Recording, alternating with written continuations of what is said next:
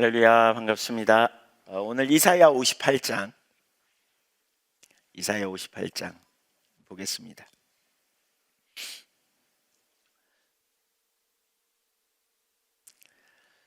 그 이사야 58장은 그러니까 이사야 4장 이후에 그러니까 또 다루고 있는 것들이 신앙의 본질에 대한 영역을 계속 다룬다 그랬죠. 그러니까 신앙의 본질적인 영역은 처음부터 다루지만 중요한 영역이 있어요. 그게 뭐냐면 자기 중심으로 돌아가면 안 된다는 거죠. 그러니까 구약의 이스라엘 백성들이 왜 심판을 받았느냐? 의식을 안 지켜서 심판받은 게 아니거든요. 의식을 잘 지켰어요. 나름대로 잘 지켰어요. 이사야 1장에 보면 그들은 정한 대로 하나님께서 말씀하신 대로 제물을 갖다 바치고 또 말씀하신 대로 그들은 헌신하고 봉사하고 또 일에 세 번씩 일주일에 1년에 세 차례씩 남자들은 절기를 지키러 왔고 그래서 나름대로 잘 행한 분들이에요. 근데 그럼에도 불구하고 저들이 심판받은 이유가 뭐냐? 본질의 문제예요. 그러니까 하나님 중심에 있지 않으면요, 우리가 의식으로 본질을 대체해요. 하나님 중심에 있어야 돼요. 그걸 지금 계속 선명하게 보여주고 있어요. 그러니까 이사야 55장에 자기 생각, 자기 길 내리고 하나님을 찾으라 그러죠. 자기 자원으로 사는 것. 54장에 보면 그러니까 56장에 보면 자기 목적을 위한 수단으로 하나님을 찾는 것들. 그 다음에 이제 자기 자원을 의지하는 것. 하나님을 의지해야 되는데 내 자원 의지하는 것. 그 다음에 하나님의 관점으로 보는 것. 그 다음에 하나님의 길로 행하는 것. 근데 자기 길로 행하는 것. 그래서 나눴죠. 하나님을 위하여 하나님의 의한 그리고 하나님의 길로 하는 하나님의 영광을 위하여 살고 그 다음에 우리가 하나님의 능력으로 하나님의 힘으로 하나님의 공급하는 은혜로 사는 이게 되어져야 되고요. 그렇게 될 때 이제 우리가 하나님의 길로 행하는 삶이 되는 거죠. 하나님의 관점으로 보고 하나님의 길로 행하는 일이 돼야 돼요. 근데 자기 중심으로 딱 돌아가면 쏜살같이 내가 중심에 섭니다. 그러면 그때부터 하나님의 나라와 하나님의 영광을 위한 삶은 이론에 불과합니다. 그러면 그때부터 우리 마음이 모든 일이 내 중심으로 생각하고 내 중심으로 바라보기 시작합니다.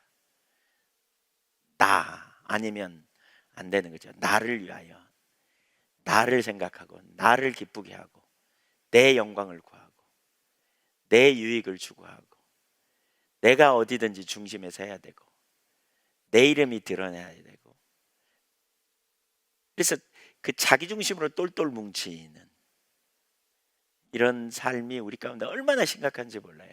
그게 우리의 삶에 너무 가까이 있어요. 우리가 연약해가지고요. 언제든지 그 자리로 돌아갈 수 있다는 걸 염두에 둬야 돼요. 언제든지 이 자기 길로 가는 거죠. 그러면서 동시에 뭐예요? 스스로 이제 보호하려고 그러고 내 힘으로 하려고 그러고 내 능력으로 살려고 그러는 자리로 쏜살같이 돌아갑니다. 그렇게 되면 결국 뭐냐? 자기 길로 갈 수밖에 없어요. 하나님의 길이 안 보여. 왜냐하면 내 중심에 있기 때문에. 하나님의 영광을 위해 살고 하나님이 높임 받고 하나님의 뜻이 이루어지면 족하고 그렇죠? 하나님이 그뿐만 아니라 나의 보호자시고 하나님이 나의 공급자시고 하나님이 나의 능력이 되시고 하나님이 나의 피난처가 되시고 나의 필요를 채우시는 분이고 이렇게 되어질 때 우리가 하나님 중심적인 길을 선택하는 거죠. 때로는 손해를 보고 때로는 내가 사람들에게 뭔가 대접을 받지 못하고 때로는 때로는 그 억울한 일이 생기고 때로는 문제가 있고 때로는 바보처럼 보이고 뭐 그럴 수 있어요 다.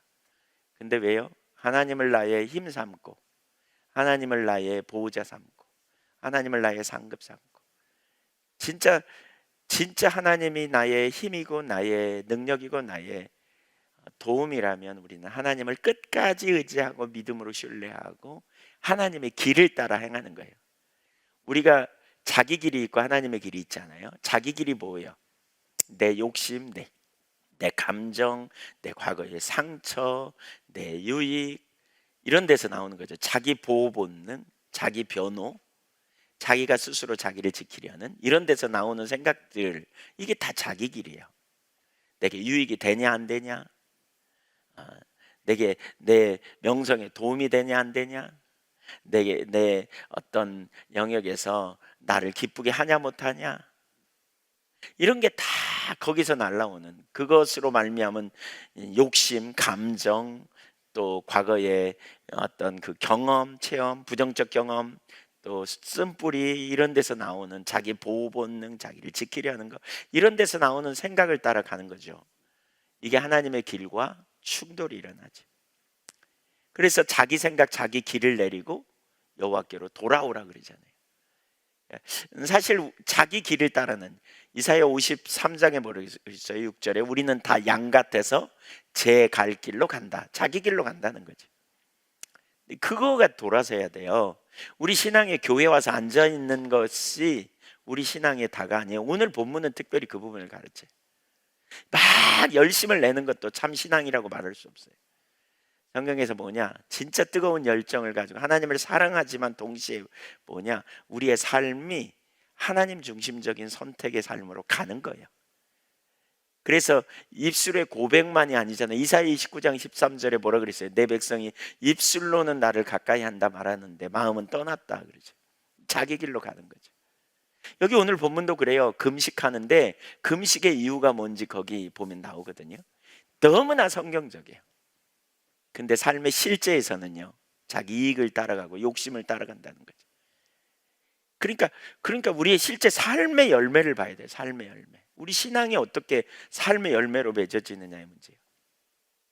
입술의 고백은 정말 쉬워요. 우리가 그렇게 하나님 앞에 고백하는 건 쉬워요. 물론 그것도 쉬운 고백은 아닐 수 있어요. 왜냐하면 겁이 있어서 나름대로 믿음을 가져야 고백할 수 있어요. 근데 이 믿음의 고백뿐만이 아니라 삶으로 가야 돼요. 지금 이사야서에서 그걸 계속 가르치는 거예요.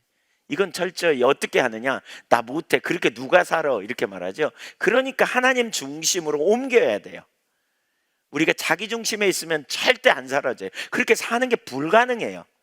신앙이 내 중심에 있으면서 내가 뭔가 하나님께 뭔가 받기 위해서, 얻기 위해서 나름대로 열심을 가지고 나름대로 주님 구하고 나름대로 주님 찾고 뭔가 해 주시옵소서 이렇게 구하는 자리에 가는 게 우리 신앙이 아니고요.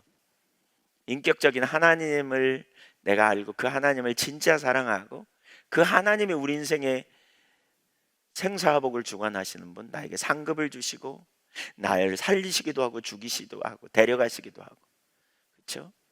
뭐 이 땅에서만 살리고 죽이면 문제가 아니에요. 의인의 죽음은 어제 행복이라 그랬잖아요. 평안이라 그랬잖아요.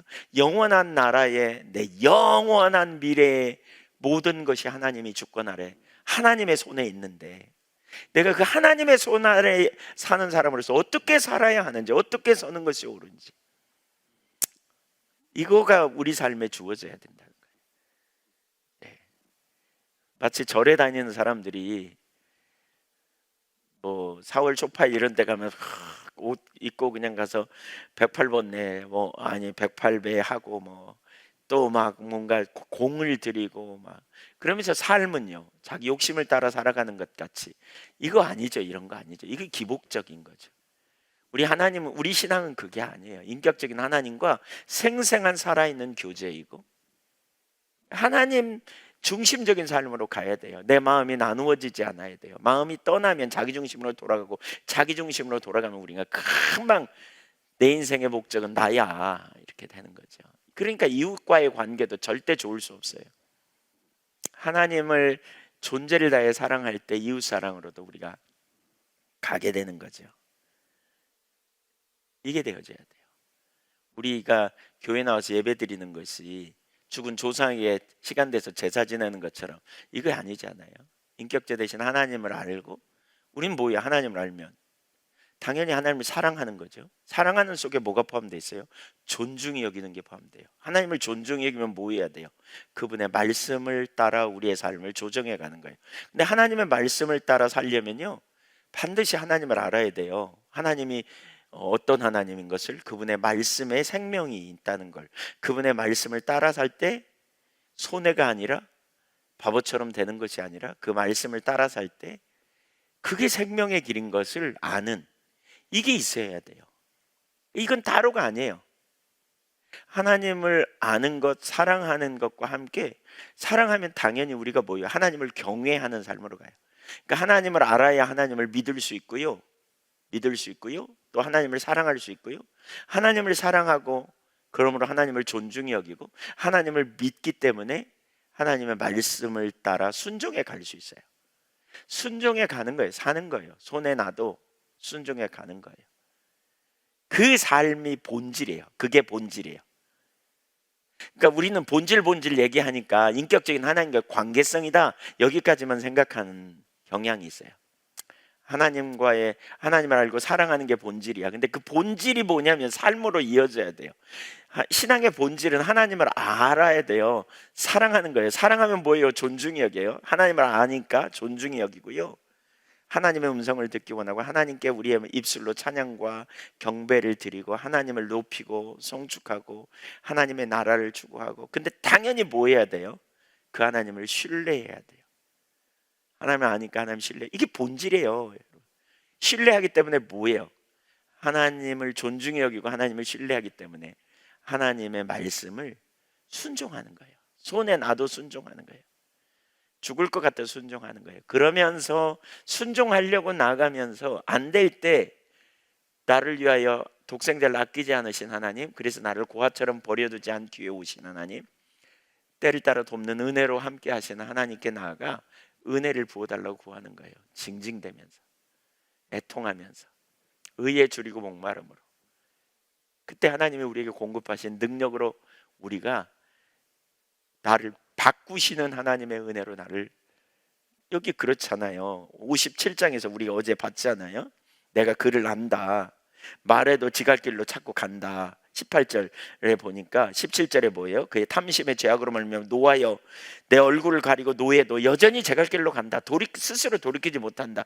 그래서 내가 그의 길을 보았은지 내가 그를 고쳐줄 거다. 하나님이 고쳐주시는 거예요. 우리가 할 일은요, 진짜 겸손함으로 주님 의지하고 이대로는 안 된다는 절박감을 가지고 주님 앞에 가는 게 필요해요. 그게 우리의 자세예요. 그리고 주님을 구하는 거예요. 주님을 구하는 거예요.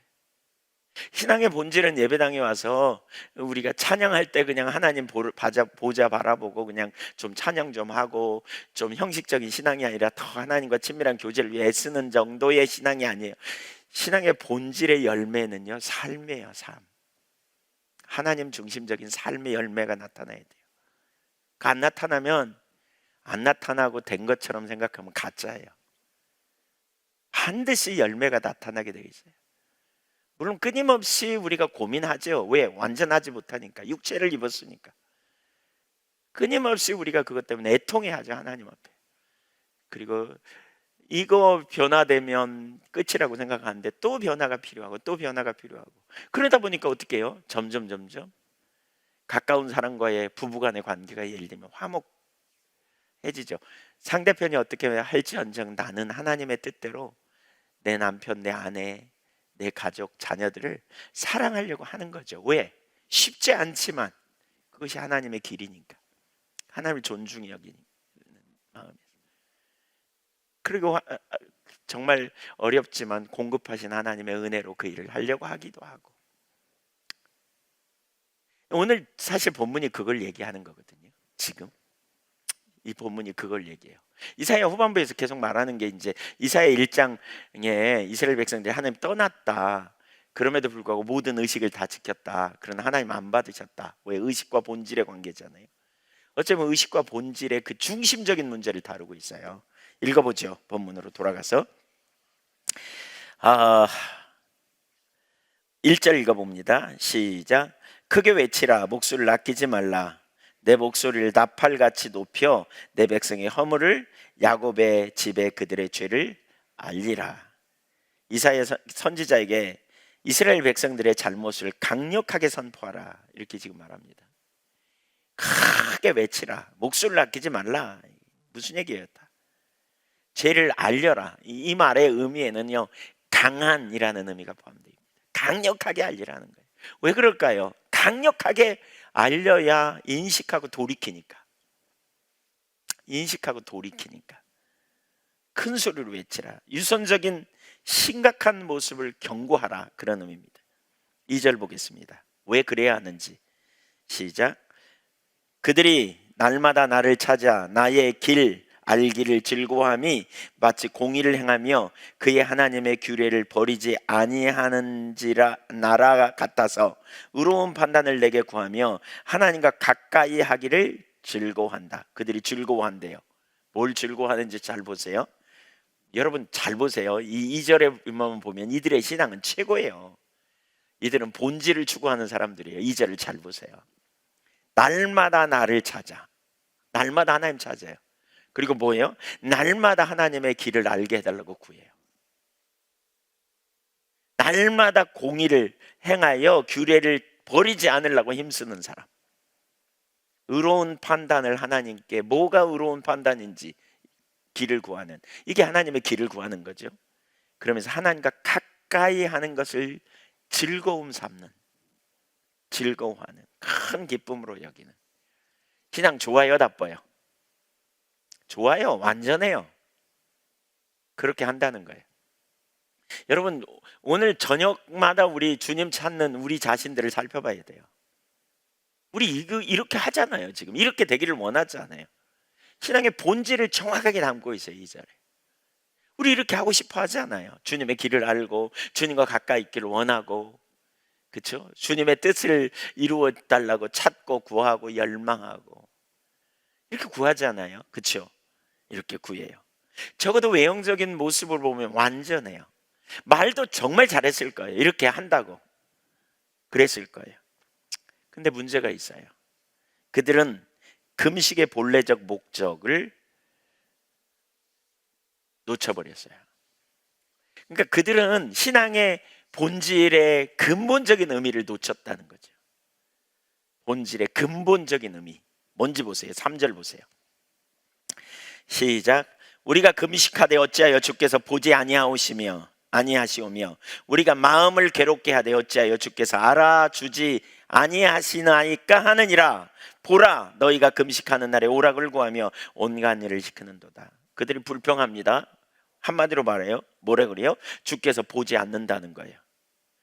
주께서 알아주지 않는다는 거예요. 자기들이 금식하는 그 괴로운 시간, 금식하되 주님이 안 본다는 거예요. 그 자기를 괴롭게 하는 그 시간을 하나님이 보지도 않는다는 거예요. 그리고 투덜거리는 거예요. 지금 우리가 해봐도 아무 쓸모없네 막 이렇게 말하는 거예요. 우리가 기도한다고 하나님 들어주지도 않네 막 이러는 거예요. 하나님 너무 아시는 것 같네 막 이러는 거예요. 이건 그러고 있어요. 응답 안 하신다는 거예요.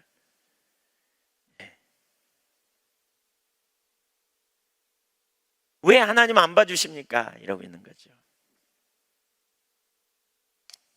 사실 그들의 신앙은 여러분 보세요. 우선 이사야 시대 전체의 문제는 그거잖아요. 본질을 놓친 문제거든요. 본질이 없는. 이사야 1장에 다루고 있고 계속해서 같은 문제를 다루고 있어요. 우리가 자칫하면 신앙의 본질을 놓쳐요. 본질이 뭐예요? 하나님을 알고 사랑하는 거죠. 근데 이사야 후반부에 여기 나오는 사람들은 최소한 본질을 가지고 있는 것 같아요. 우리가 볼 때 하나님을 알고 하나님을 추구하고 그분의 길을 알기를 힘쓰고, 그렇죠? 갈망하고 사모하고 너무너무 그 모습이 사실 귀하지 않아요? 그렇게 되기를 열망하고 나아가는 모습 얼마나 소중하고 귀합니까? 네. 그러면서 나름대로 열심히 했는데 자기들의 상태는 뭐냐? 하나님 응답도 없다. 이렇게 지금 말하고 있거든요.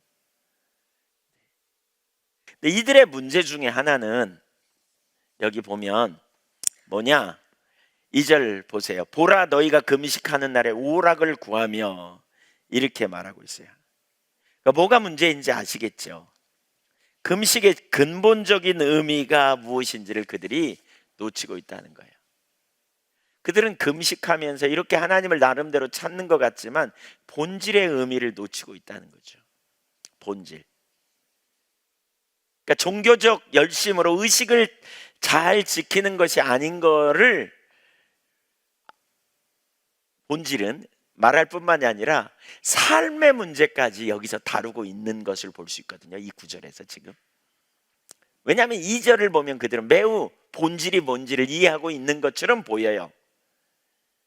그런데 실제로 그러면서 금식을 하는 거죠. 그러니까 의식을 지키되 그들은 뭐예요? 하나님과 만나기 원하고, 하나님이 응답하시길 원하고, 하나님의 길을 자기들에게 보이기 원하고, 하나님과 가까이 있기를 원하는 열망을 가지고 금식했는데 하나님 응답이 없었어요. 왜 이렇게 기도하는데 응답이 없을까? 지금 이걸 보여주는 거예요. 왜 응답이 없냐? 여기 뭐라 그러죠? 삶이 없었다는 거예요. 삶이 없었다. 그들은 매우 그럴싸하게 종교적인 모양을 가지고 신앙의 본질이 뭔지를 추구하고 그렇게 했는데 삶이 없었다는 거예요. 하나님이 이렇게 응답하십니다.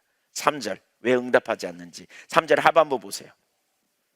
읽어볼까요? 보라, 주목하라, 그 말입니다. 너희가 금식하는 날에 오락을 구하며 온갖 일을 시키는도다.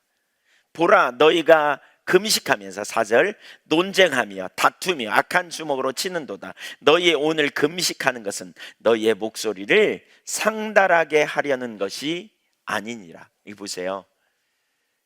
본질은요, 입술의 고백만이 아니라는 거예요. 주님 사랑해요, 이게 아니라는 거예요. 주님 뜻을 알기를 원해요, 이게 아니라는 거예요. 하나님 중심적인 삶에 있어야 된다는 거예요. 하나님 중심적인 삶에 있으면 뭐예요? 하나님의 나라와 하나님의 영광을 위해 살면서 하나님을 존중히 여기고 내 유익이 아니라 하나님의 유익, 하나님의 나라, 하나님의 영광을 구하고, 그래서 기꺼이 어떻게 해요? 삶 가운데 하나님의 길을 선택해 가는 거예요. 근데 그렇지 않았다는 거예요. 지금 여기 뭐 했다고요? 그들이 몇 가지를 얘기하죠. 금식하는 날에 오락을 구했다. 오락을 구했다 그랬죠. 사실 금식의 근본 목적은 뭐예요? 철저한 회개를 통해서 이기적인 자신의 욕망을 내리고 자기중심성을 회개하고 하나님 중심으로 돌아가는 게 금식의 진정한 목적이죠. 자꾸 하나님을 찾으면서 우리가 뭐 해야 돼요? 동시에 우리 안에 있는 옛사람을 벗어버려야 돼요. 자기중심적인 생각을 철저히 하나님 앞에 쳐서 복종시키고 영광의 주님을 향하여, 영광의 보좌를 향하여 나아가야 돼요. 철저히 하나님 중심적인 자리에 서기 위해서 철저하게 그 자리로 나가야 돼요. 자기 부인 밥만 안 먹는 게 아니라는 거죠. 지금 이들의 모습을 이렇게 지적하고 있어요. 3절 후반부부터 4절까지 보면 이들은 밥만 굶는 거지 실제는 자기 욕망으로 가득 찼어요. 자기 욕망을 위해 싸우는 거죠. 자기를 기쁘게 하는 싸움을 그치지 않는 거예요. 그래서 뭐예요? 오락을 구한다는 거죠. 오락, 즐거운, 즐긴, 자기들이 좋아하는 일을 추구하는 거죠. 쾌락을 추구하는. 그 다음에 뭐죠? 온갖 일을 다른 사람에게 시킨다. 여기 누구에게 시키느냐? 노동자들, 자신의 노동자들, 노예들, 하인들에게 강제적으로 일하게 만들었다, 그 말입니다. 왜 이렇게 할까요? 착취하기 위해서, 뭔가를 얻어내기 위해서. 또 금식하면서 악한 행동을 했다는 거예요. 자신의 권리를 찾기 위해 논쟁을 쉬지 않고 다툼을 끊임없이 하고 심지어는 주먹 다툼까지 했다는 거예요. 권리를 포기하지 않는 거죠. 하나님 앞에서 밥은 굶는데 내면의 욕망은 자기 중심으로 더 돌아간 거죠. 이거 내려야 돼요. 금식의 진정한 목적이 이걸 내리는 거죠. 내 중심, 나의 욕망을 채우려고 하나님 앞에 응답해달라고, 내 문제 해결을 위해 응답해달라고 금식하는 게 아니고요, 자기를 부인하는 거죠.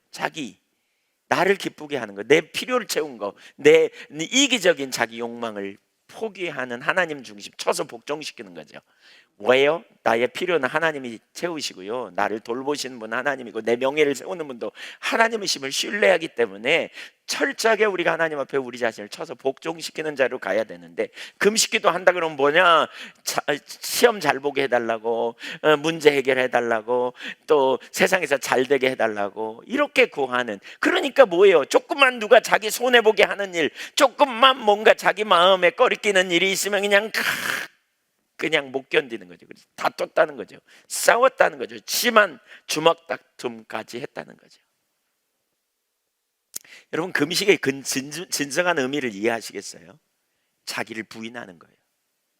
나를 내리는 거예요. 나를 내린다는 말이 뭐예요? 자기중심, 나의 영광을 구하고 나를 기쁘게 하는 거, 내중심적인 자리에 있는 거, 이걸 깨는 거예요. 나를 신뢰하는 거, 나를 과신하는 거, 내가 나를 높이고 내가 나의 필요를 채우고 나의 내중심적인 자리에서 뭔가 얻기 원하고 내가 뭔가 구하고 찾고, 이거 내리고 철저하게 하나님의 나라와 하나님의 영광을 구하고 나의 변호사를 주님 삼고 나의 상급을 주님 삼고 나의 능력을 주님 삼고서 철저하게 그 자리에 가는, 우리 속에 끊임없이 올라오는 소리가 있잖아요. 있어요. 자기 길로 행한다는 거, 자기 생각, 자기 길로 행하는 게 악인이라고 그랬잖아요. 이사야 55장에. 그러니까 지금 그 말씀이에요. 이사야 55장 한번 보실래요? 그 똑같은 얘기를 지금 하는 거예요. 55장 보세요. 6절 보세요. 너희는 여호와를 만날 만할 때 찾으라, 가까이 계실 때 그를 부르라. 지금 이들이 그렇게 하고 있어요 지금. 근데 뭐예요? 악인은 그의 길을, 불의한 자는 그의 생각을 버리고 여호와께 돌아오라. 이게 뭐예요? 금식하며 하나님을 6절처럼 찾는데 자기 생각, 자기 길을 버리라는 거예요. 근데 그걸 못 버려요. 오히려 그걸 하면서 더 침묵하니까, 먹을 게 없으니까 더 생각이 많아져 가지고 자기를 변호하고 합리화하고 자기 유익을 구하고 그런 짓을 더 하는 거죠. 쾌락을 추구하고. 그 얘기예요 지금, 그 얘기. 그래서 진정한 금식이 뭐냐를 가르치는 거예요. 네, 오락, 자기들이 좋아하는 일을 추구하고 노동자들에게 강제적으로 일시키고 악한 노동을 하고, 악한 주먹이라 그러죠. 뭐가 문제인지 보이세요? 금식하고 있다고 말하면서도 쾌락을 추구하고 유익을 위해 그 종이나 일꾼에게 가혹한 일을 강요하고, 이익과 관련됐다면 그냥 못 견뎌서 그냥 다른 사람의 욕설을 퍼붓거나 후욕을 하거나 비난하는 자리에 가는. 그러면서 뭐예요? 이스라엘 백성들은 자신들의 목소리가, 거기 후반부에 보세요. 4절 후반부에, 너희의 오늘 금식하는 것은 너희의 목소리를 상달하게 하려는 것이 아니니라 그랬죠. 그들의 목적은 뭐예요? 금식은 하늘에 상달하게 하려고 하는 게 목적이잖아요. 근데 이게 무슨 상달하겠느냐는 거죠. 이런 기도 하나님 안 받는다는 거예요. 안 받는다는 거예요. 기도하면서 애통해하고 하나님 앞에 자신을 쳐서 복종하고 더 하나님 자신을 구하고 순목하기를 구하고 이렇게 가야 되는데, 5절 보세요. 이것이 어찌, 같이 읽죠. 시작. 이것이 어찌 내가 기뻐하는 금식이 되겠으며 이것이 어찌 사람이 자기의 마음을 괴롭게 하는 날이 되겠느냐. 그의 머리를 갈대같이 숙이고 굵은 배와 재를 펴는 것을 어찌 금식이라 하겠으며 여호와께 연락될 날이라 하겠느냐. 보세요. 이건 전혀 하나님 기뻐하는 금식이 아니야, 그 얘기죠. 여기 기뻐하는 이라는 말은요, 바하르라는 히브리어인데 선택한 이런 말입니다. 너희들이 취하는 형태의 금식은 하나님이 택하신, 하나님이 인정하고 명령하신 금식이 아니야 라고 말하죠. 그러면서 외형은 어떻게 했다고요? 머리를 갈대같이 숙이고, 아주 겸손히 했는 거죠. 재를 펴고 이렇게 했다는 거죠. 극도의 겸손을 표현하는 말이에요. 매우 겸손한 외형적인 모습은 가지고 있어요. 그러나 하나님의 평가는 뭐라 그래요? 어찌 금식이라 하겠냐 그랬어요. 이사야 1장과 똑같아요. 11절 이하에 보면 뭐라 그랬어요? 재물을 갖다 바치고 헌신하고 희생하는데 하나님 안 받는다는 거예요. 1회에 3번씩, 그러니까 1년에 3차례씩 여호와께 보이러 왔지만 여호와께서 뭐라 그래요? 내가 그것을 원하더냐? 누가 너에게 원하더냐? 너희는 마당만 밟고 지나갔다. 똑같은 지금 표현입니다. 여러분 잘 들으십시오. 진짜 여기서 우리가 아주 중요한 걸 다룹니다. 우리의 삶의 실제를 다루는 거예요. 삶의 실제. 정말 삶의 실제가 뭔가를 다루는 거예요. 네. 이사야 29장 13절에 이 백성이 입술로는, 내 백성이 입술로는 나를 가까이하며 마음으로는 나를 그러니까 마음은 내게서 멀리 떠났나니 조상들의 전통을 따라 유전을 따라 사람의 가르침 계명으로 가르침을 받아 흉내내고 있을 뿐이라. 이런 표현입니다. 우리가 어떻게 하나님 앞에 서야 할지 정말 살펴봐야 됩니다. 그러면서 참 금식이 뭔지 6절 이하에 말합니다. 참 금식. 6절 이하는 이렇습니다. 너희가 이렇게 하면 이렇게 복 받을 거다. 이런 패턴이 세 가지가 나와요. 6절 이하에서부터 14절까지 보면 세 가지로 말하고 있어요.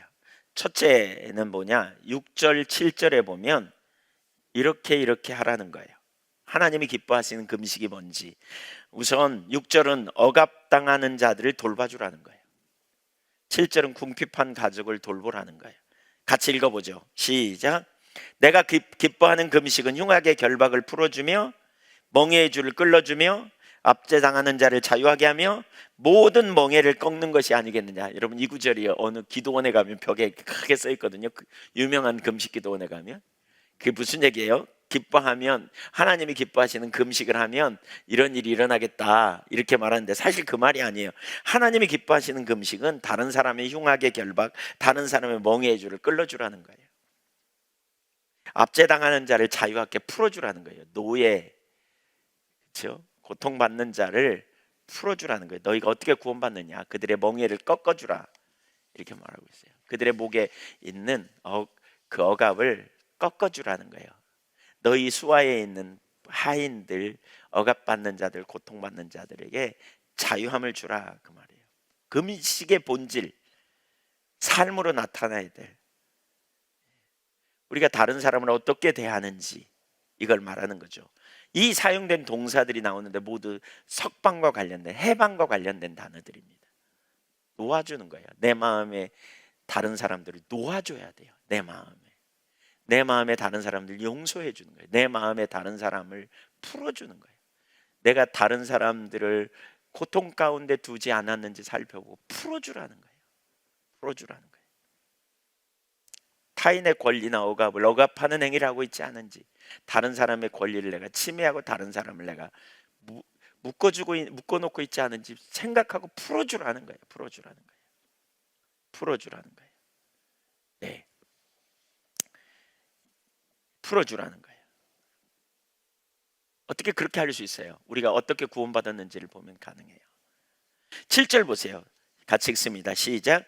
또 줄인 자에게 내 양식을 나누어 주며 유리하는 빈민을 집에 들이며 헐벗은 자를 보면 입히며 또 내 골육을 피하여 스스로 숨지 않은 것이 아니겠느냐. 다른 사람의 유익을 위하는 것. 참된 금식은 궁핍한 형제들을 돌보라는 거죠. 줄인 자, 유리하는 빈민, 벗은 자, 어려움 당하는 친척들을 돌아봐주라는 거죠.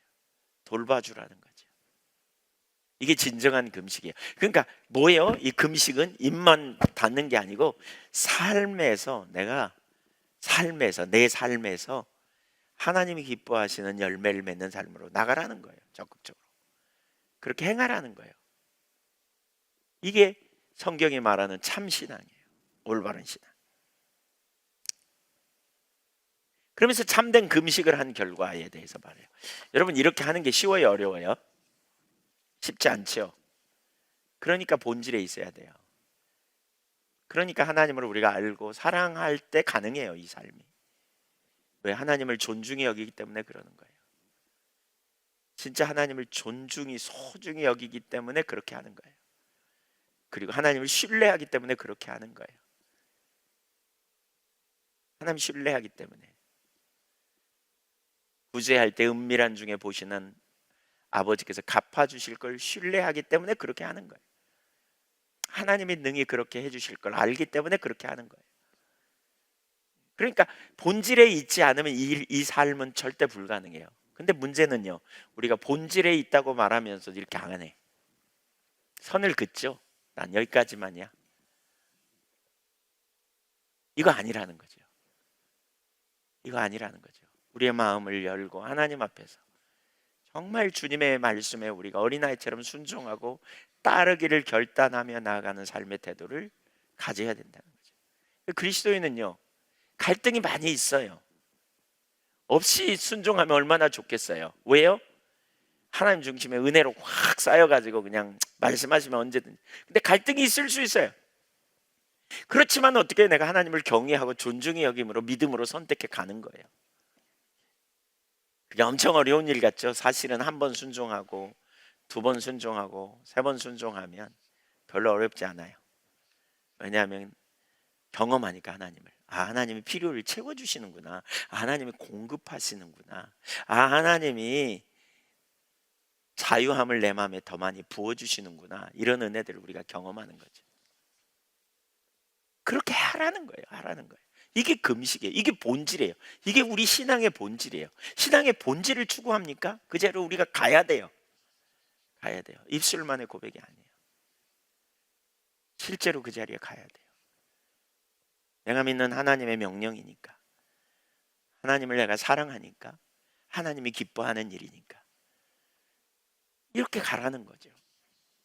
자, 그러면서 보세요. 그리하면 참된 금식을 한 결과, 축복에 대해서 말합니다. 한번 읽어보죠. 시작. 그리하면 내 빛이 새벽같이 비출 것이며 내 치유가 급속할 것이며 내 공의가 내 앞에 행하고 여호와의 영광이 내 뒤에 호위하리니 네가 부를 때에는 나 여호와가 응답하겠고 네가 부르짖을 때에는 내가 여기 있다 하리라. 너무너무 놀라운 은혜입니다. 빛이 여기 그렇게 말하죠. 그리하면 내 빛이 새벽같이 비칠 것이다. 빛이 비춘다. 빛이 비춘다. 드러내준다는 거죠. 드러내주신다는 거예요. 하나님을 떠나갈 때 어둠이 있어요. 그렇죠? 신분의 저하가 일어나요. 내 빛이 드러난다. 그 말은 영향력을 하나님이 드러내실 거라는 거예요. 우리가 하나님을 이렇게 하나님이 기뻐하시는 금식하는 삶을 살면 이런 일이 우리의 삶에 일어날 거라는 거예요. 이런 일이 우리의 삶에 실제로 일어날 거라는 거예요. 빛이 많은 내 빛이 드러난다니까. 너의 빛이에요 여기. 그렇죠? 하나님의 빛이 그에게 임한다는 표현은 뒤에 나와요. 근데 여기서는 네 빛이 드러날 거다. 네 빛이 사람들에게 드러나는 거예요. 그뿐만이 아니라 뭐예요? 새벽같이 비칠 것이다. 네 빛이 새벽에 해가 뜨는 것처럼 사람들 앞에 드러나게 될 거다. 그 말입니다. 그 다음에 두 번째로 뭐예요? 네 치유가 급속할 것이다. 영적인 치유, 육신적인 치유가 급속하게 빨리 일어날 거다. 그 말입니다. 속히 일어나게 될 거다. 그 말입니다. 속히 회복되게 될 거다. 그 말입니다. 하나님이 놀라운 은혜를 보시는 거죠. 세 번째 뭐예요? 너의 공의가 네 앞에 행하고. 하나님의 길이 무엇인지, 하나님의 뜻이 무엇인지 선명히 알게 됨으로 말미암아 앞에서 인도함을 받게 될 거다. 그 말이고요. 여호와의 영광이 네 뒤에 호위하리니 하나님의 임재하심으로 뒤를 호위한다. 그 말은 보호하시겠다는 거예요. 뒤따르는 적과의 분리하는. 출애굽 여정에 이스라엘 백성들이 나갈 때 여호와의 영광이 뒤에 섰잖아요. 그래서 애굽 군대를 추격하지 못하도록 따라오지 못하도록 막아섰잖아요. 홍해가 갈라지는 순간까지 그랬잖아요. 너무나 놀라운. 그래서 9절에 보여. 네가 부를 때에는 나 여호와가 응답하겠고. 그러면 좀 부담되는 분도 있을지 몰라요. 근데 저녁 기도에 계속 참여하시는 분들은 본질이 얼마나 중요한지, 하나님을 신뢰하는 것이 우리의 신앙인 걸 알기 때문에 아마 이렇게 가는 거 별로 어려워하지 않을 거라고 생각이 돼요. 잘 안 되니까 쉽지 않아 하겠지만, 그러나 우리가 믿음으로 하나님 신앙의 본질을 추구할 때 삶으로 가야 될 걸 말하는 거예요. 구체적으로 삶의 열매를 맺어가는. 그 판단은 누가 해요? 하나님이 하세요. 사람이 보이는 거 의미 없어요. 마태복음 6장에 구제, 기도, 금식, 헌금 네 가지 부분을 얘기하면서 뭐라 그래요? 사람에게 보이려고 하지 마라. 은밀한 중에 계시는 네 하나님께서, 은밀한 중에 보시는 내 하나님께서 갚으시리라 그랬어요. 하나님이 판단하세요. 하나님이. 여러분, 우리가 이 삶을 개인적으로 말씀을 따라 살기로 선택하고 가는 거예요. 하나님을 존중히 여김으로. 이게 온전한 금식인 거죠. 두 번째 조건이 나옵니다. 거기 두 번째, 복을 받기 위한 두 번째 조건, 참된 금식. 9절 하반절에 보세요. 만일 네가 너희 중에서 멍에와 손가락질과 허망한 말을 제하여 버리고. 여기 보세요. 너희 중에서 멍에를, 그러니까 다른 사람의 목에 씌워준 걸 제어하는 거죠. 그러니까 멍에를 뭐예요? 억압하는 거예요. 당시에 노예들, 당시에 포로로 잡혀간 사람들, 이런 사람들이죠. 그들에게 주는 어떤 그 억압적인 거를 제어버리라는 거죠. 어떻게 제어할 수 있어요? 이거 어떻게 제어해요? 그냥 자유케 해주는 거예요. 예, 자유롭게 해주는 거죠. 그 다음에 손가락질 하지 말라는 거예요. 다른 사람 멸시하는 질. 또 허망한 말. 허망한 말이 뭐예요? 빈말, 헛된 말, 거짓된 말, 속임수, 부정적인 말, 이런 말 하지 말라는 거예요. 예. 불의한 언사들 그치라는 거예요. 또 10절을 보세요. 이렇게 부정적인 세 가지를 얘기하죠. 멍에를 제하고 손가락질을 하지 말고 허망한 말 하지 말고, 그 다음에 10절은 적극적인 행동을 얘기합니다. 줄인 자에게 내 심정을 동하며 괴로워한 자의 심정을 만족하게 하면, 이게 뭐예요? 너의 선행의 마음, 너의 마음을 상대방이 알게 해줘라, 그 말입니다. 공감해줘라, 그 말입니다. 궁핍한 자를 물질적으로 도와줄 뿐만 아니라 그 곤경을 깊이 공감하는 것, 그 자리로 가라, 그 말입니다. 고린도후서 12장 5절에 바울 사도가 그런 태도를 취하거든요. 한번 보세요. 내가 이런 사람을 위하여 자랑하겠으나, 성경 구절 잘못 찾았네. 거기 그냥 넘어가죠. 네, 사람들은 하나님께 헌신하는 중요한 방법이 자신의 음식을 금하는 것이라고 생각했다면, 그러나 본질적으로 참된 금식은 종교적인 의식이 아니라는 거예요. 의식 중요해요. 왜냐하면 의식을 통해 하나님께 가기 때문에. 의식이 있어야 본질을 담을 수 있어요. 근데 이 의식을 하면서 본질을 담는, 2절과 같은 본질을 추구하는데, 본질을 추구하는 것은 삶으로 가야 한다는 거죠. 삶으로. 부정적인 얘기, 시기 질투, 경쟁심, 또 남을 미워하고 후욕하고 비난하고 손가락질하고 멸시하고 우월의식을 가지면서 판단하는 거 있다, 이런 거 하지 말라는 거죠. 엉뚱한 짓 하지 말라.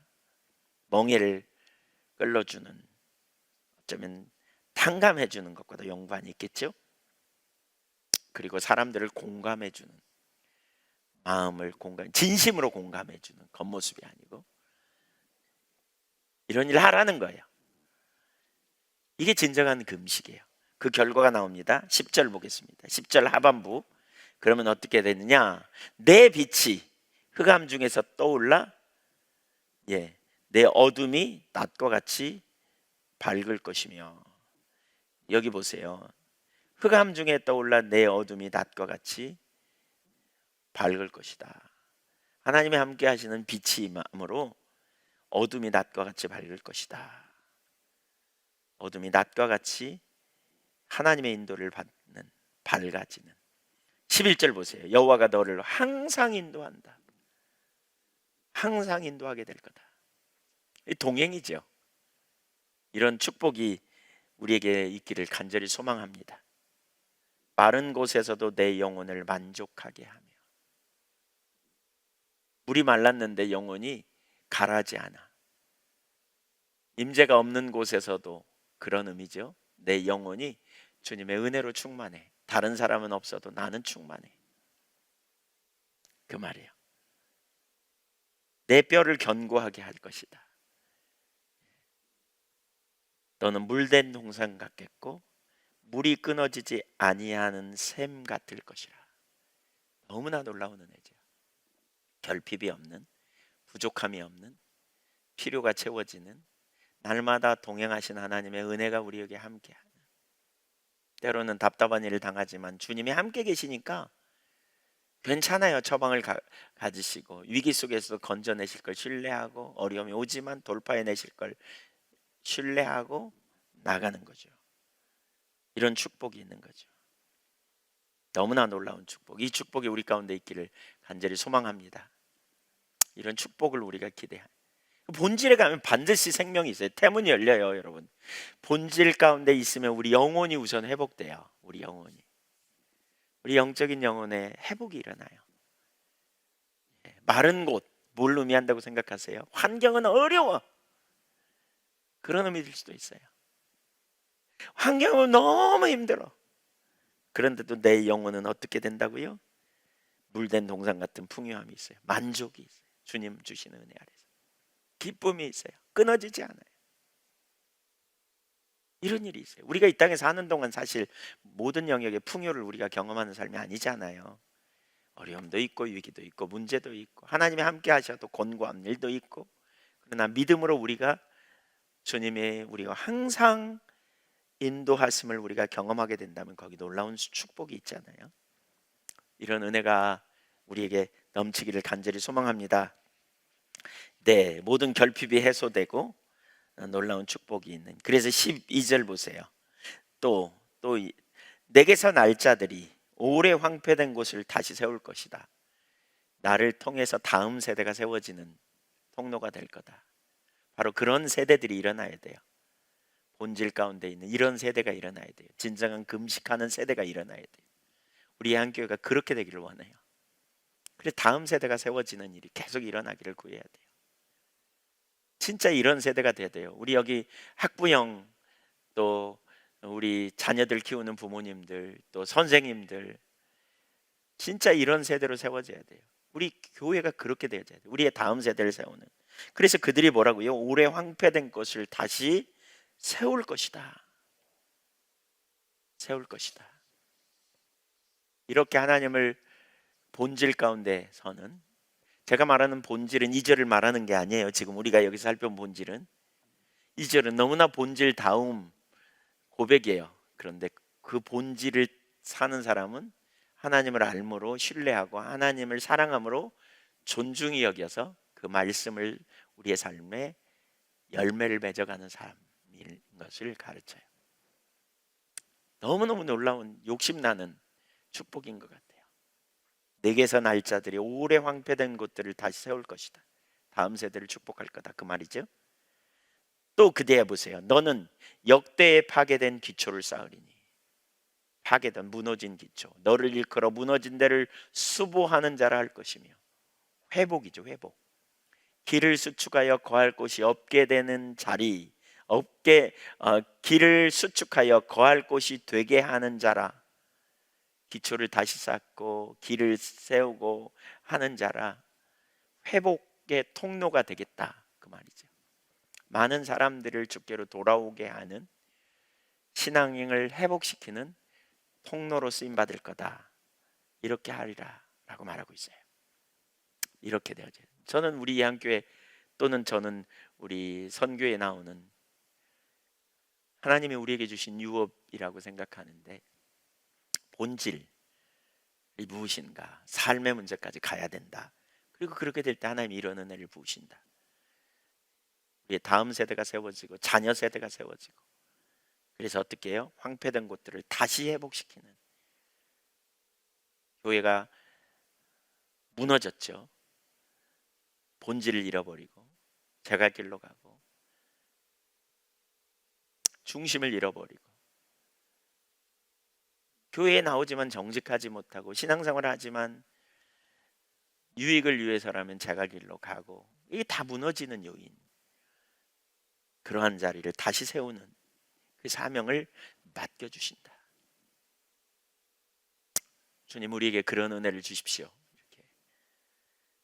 참 금식의 세 번째 의미는 이런 이웃과의 관계의 삶의 문제만을 말하고 있지 않아요. 신앙적인 의미도 말하고 있어요. 13절 보세요. 만일 여호와께 안식일에 내 발을 금하며 내 성일에 오락을 행하지 아니하고, 안식일을 잘 지키는 것을 말하는 거죠. 안식일을 일컬어 즐거운 날이라, 여호와의 성일을 존귀한 날이라 하여 이를 존귀 여기고 내 길로 행하지 아니하며, 자기 길로 행하지 않는다는 말의 의미 아시죠? 자기중심적인 자로 돌아가지 않는 거예요. 내 오락을 추구하지 아니하고 사사로운 일을 하지 아니하면, 하나님을 존중히 여기는 구별된 삶, 하나님의 영광을 위한 삶 하라는 거죠. 예. 앞에선 삶이었다면 이제 신앙을 다루는 거 있죠. 그러니까 같이 가는 거죠. 이 두 가지가 따로가 아니에요. 14절 같이 읽죠. 네가 여호와의 안에서 즐거움을 얻을 것이라. 내가 너를 땅의 높은 곳에 올리고 내 조상 야곱의 업으로 기르리라. 야곱의 업, 그 말은 야곱에게 약속된 조상의 땅 가나안을 소유하게 될 거다. 야곱에게 약속한 유업을 소유하게 될 거다, 그 말입니다. 그러면서 여호와의 입의 말이니라, 하나님께서 약속하시기 때문에 반드시 이루어질 것이다, 그런 의미입니다. 58장이 보이신가요? 네, 그들은 금식했습니다. 본질을 얘기합니다. 사실 이 부분은 오늘 우리에게 주시는 메시지예요. 저녁 기도에 계속 오신 분들, 또 우리 신앙의 본질을 엄청 얘기하잖아요. 하나님을 가까이 찾고 하나님의 길로 행하고 하나님의 규례와 공의를 행해 알아 하나님을 기쁘시게 하고 하나님의 길로 가까이 하기 원합니다. 우리가 이렇게 수도 없이 고백하고, 심지어 그걸 위해 뭐 한다고요? 지금 금식해요. 얼마나 열정이 있어요. 밥을 굶으면서 금식해요. 근데 그 본질이 아니라, 그건 본질을 묘사하는 표현이고 행동이지만, 삶에서 이웃과의 관계에서 하나님을 경외하는 자리에서 안식일을 지키되 자기의 유익을 구하는 자기중심적인 자리에 있지 아니하고 신앙적으로 하나님과의 관계에서, 그러니까 의식을 말하는 거죠, 총체적인. 그리고 삶에서 우리가 이웃을 어떻게 섬겨야 하는지, 이게 신앙의 본질이라는 거예요. 이게 신앙의 본질. 그리고 거기 가면 하나님이 동행해 주시고 인도하시고 빛이 임하고 또 우리를 드러내고 또 거기 놀라운 높은 곳에 세우시고, 그런 약속들이 거기 쫙 나타나잖아요.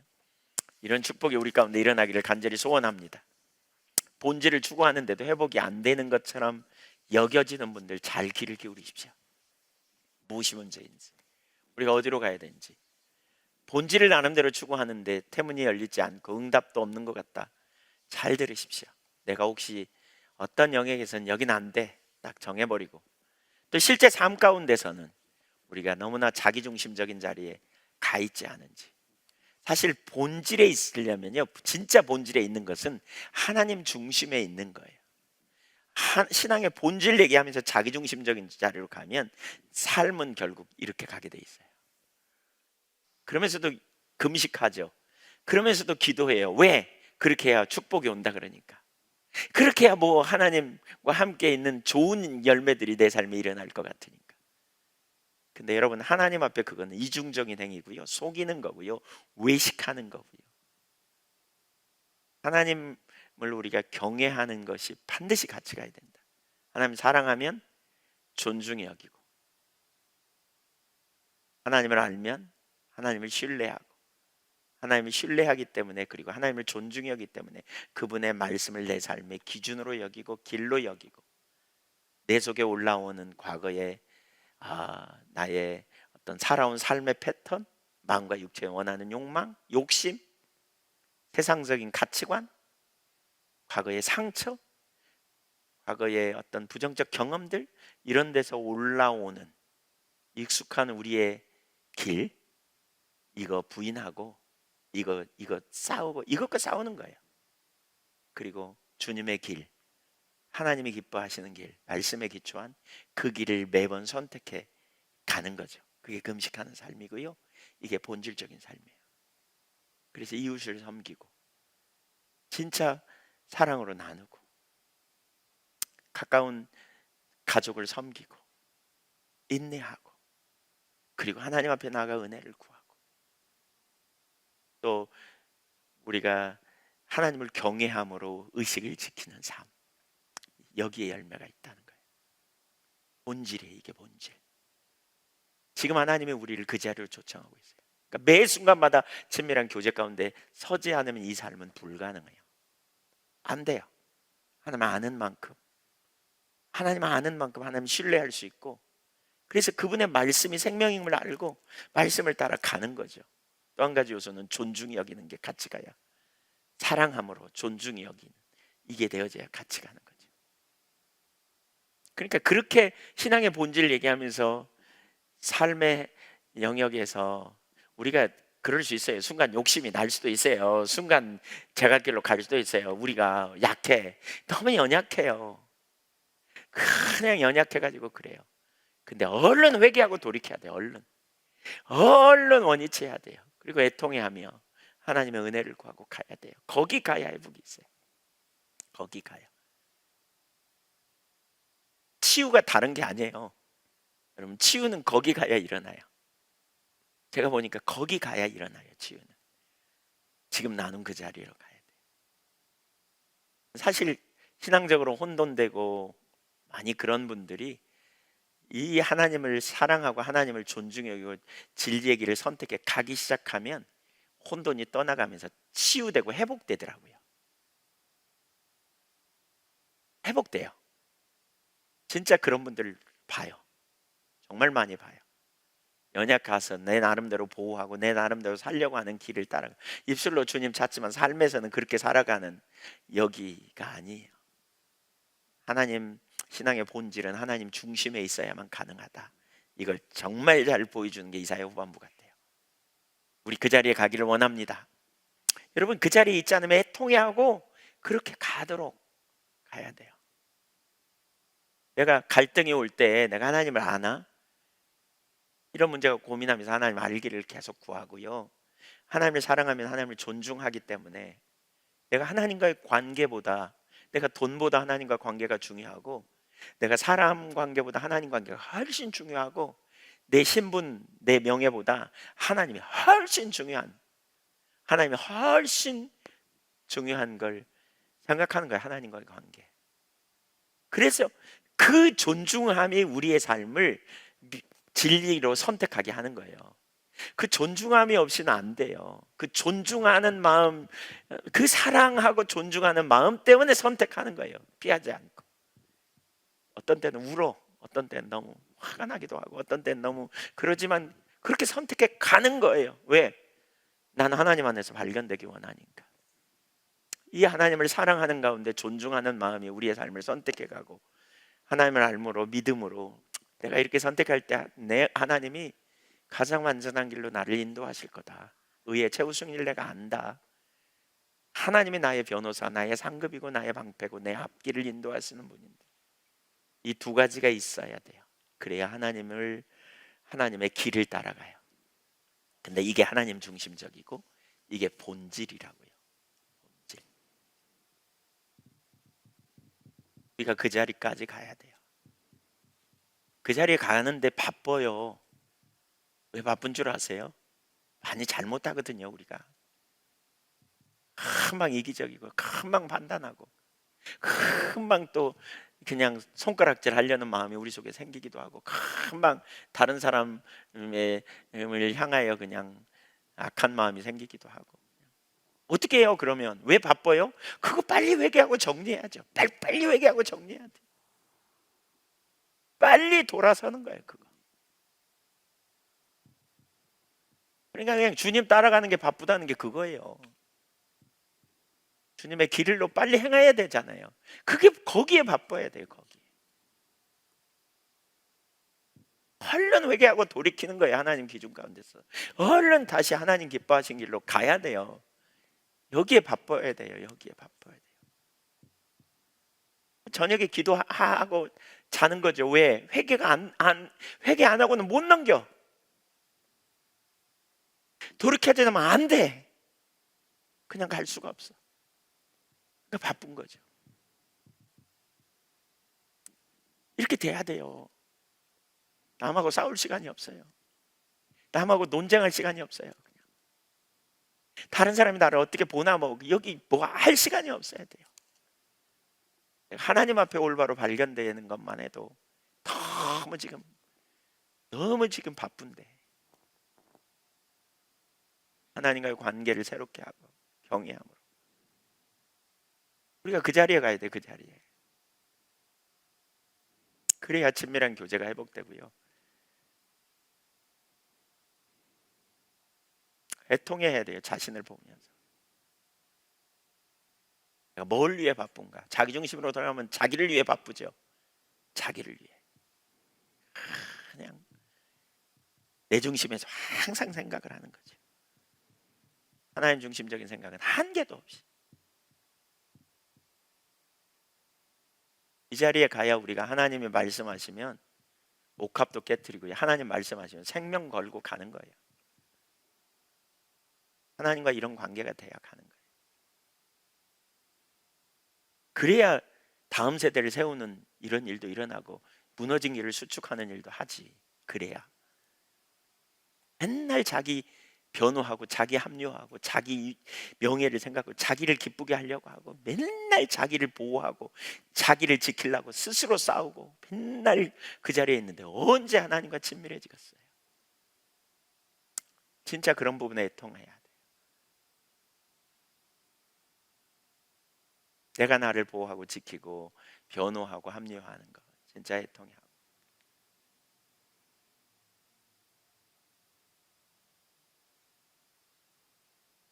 이사야서 후반부로 가면 갈수록 본질이 뭔지를 우리에게 선명하게 보이시는 것 같죠?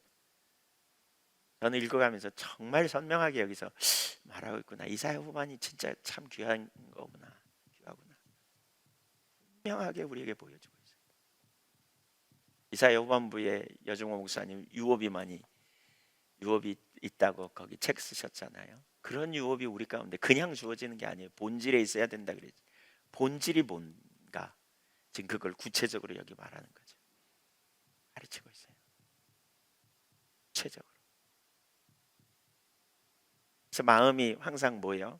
하나님과 중심적인 사람은 항상 마음이 유해요. 깨달아지면 즉하고 회개하고 굳어지지 않아.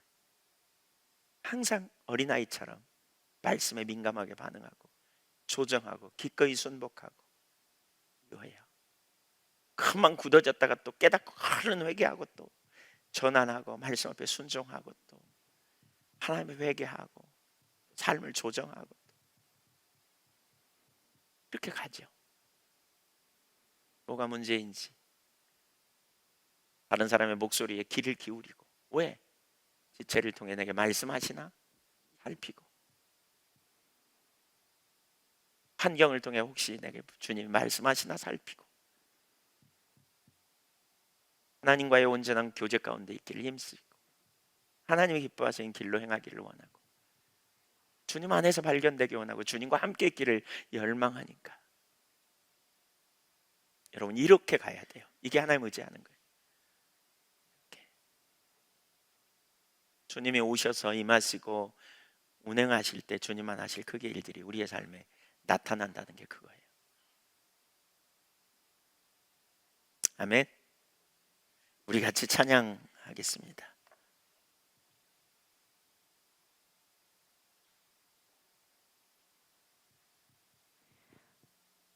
찬양집 106장입니다. 찬양집 106장입니다.